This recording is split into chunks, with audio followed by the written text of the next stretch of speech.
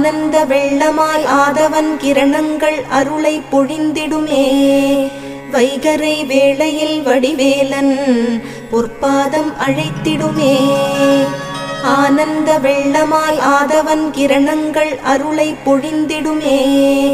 வைகரை வேளையில் வடிவேலன் பொற்பாதம் அழைத்திடுமே.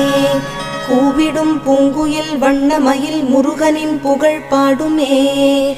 திருப்பள்ளி எழுந்தருள்வாய் சிரகிரி வேலவா திருமுருகா. பொழுது புலர்ந்தது பொற்கோழி கூவிற்று செங்கதிர் வேலவனே. சேவலும் மயிலும் உடைய சென்னிமலையானே